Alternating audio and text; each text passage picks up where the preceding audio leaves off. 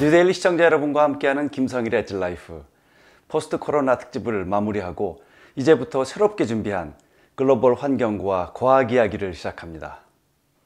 이 이야기 시리즈는 과학과 팩트에 근거한 리얼 환경 이슈들입니다. 첫 번째 시간인 오늘은 수돗물 정수시설 해킹 사건, 미래 유기체 문어, 그리고 21세기 다이아몬드 연금술 이야기입니다. 첫 번째 이야기는 21세기 다이아몬드 연금술입니다. 사이언티픽 어메리칸 3월호에 실린 기사입니다. 여러분, 특히 여성분들이 제일 선호하는 보석이 다이아몬드지요?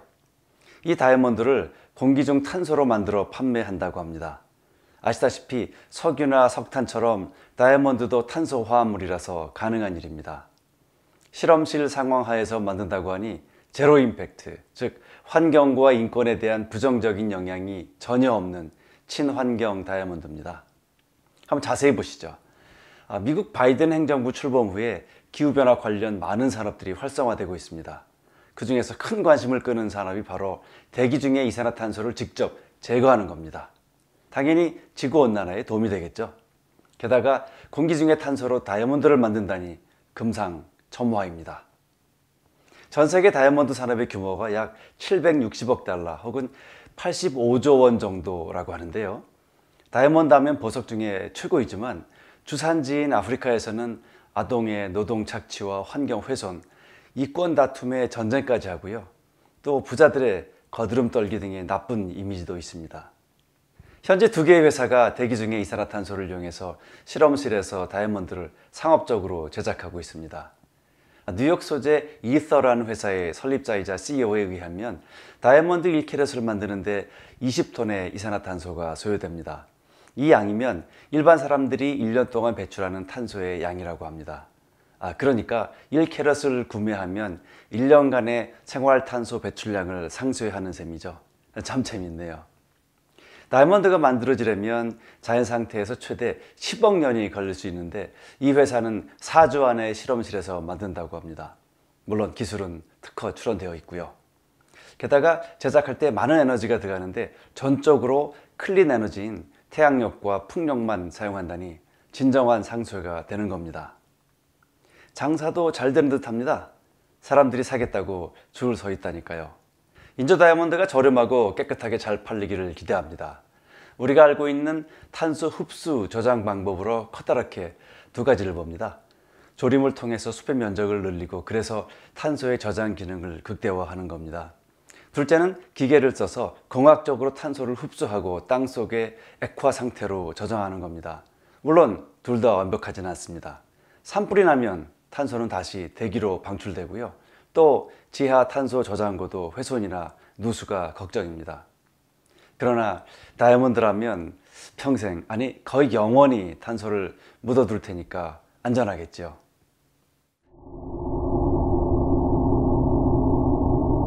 다음 기사는 2월 9일자 AP통신입니다.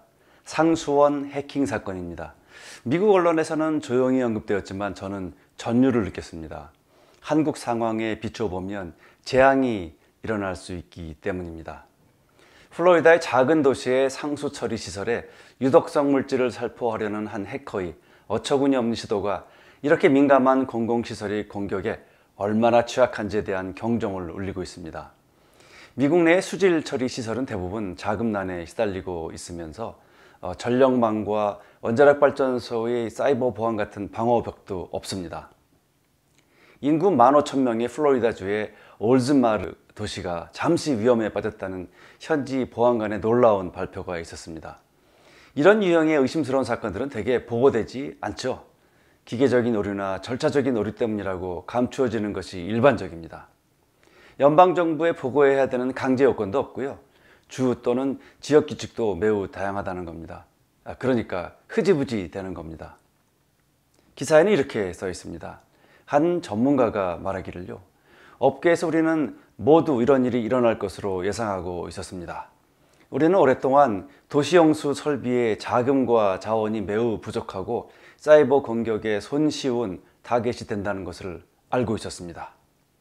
또 다른 전문가는 이렇게 말합니다. 저는 중소 대도시들의 많은 수도시설들을 주급하고 있습니다. 그런데 대부분 IT 직원도 없습니다. 그들 중에는 전담 보안 요원도 없습니다. 라고 말합니다. 미국에는 약 15만 1000개의 공공 수도 시스템이 있는데 대부분 재정 적자의 허덕입니다. 게다가 팬데믹 동안 원격 접속이 엄청 증가해서 중요 인프라의 컴퓨터 네트워크에 파이어월 등 보안 조치가 엉망입니다. 이번 공격은 아마추어의 짓같이 보인다고 말합니다. 직원들이 사용하는 원격 접속 프로그램을 이용했다고 하는데 해커는 수도에 미량만 들어가는 수산화 나트륨의 양을 100배 증가시키는 시도를 했다고 밝혔습니다. 당연히 이 정도의 농도로 수돗물이 오염되면 치명적인 거죠. 당직을 서던 직원이 커서가 화면을 가로질러 움직이면서 설정을 변경하는 것을 보고 즉시 개입했다고 말했는데요. 침입자는 5분 만에 저지당한 겁니다. 그때 당직자가 없었더라면 무슨 일이 일어났을지 끔찍합니다.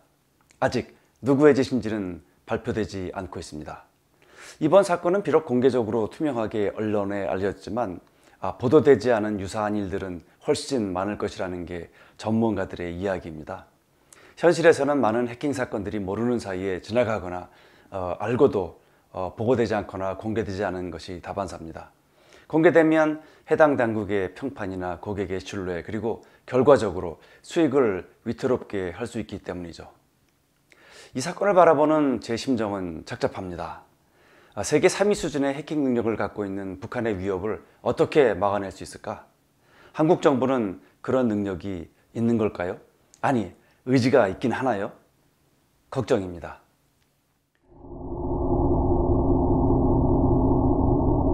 세 번째 기사는 똑똑한 문어에 대한 이야기입니다. 사이언티픽 아메리칸 3월호에 실린 기사입니다.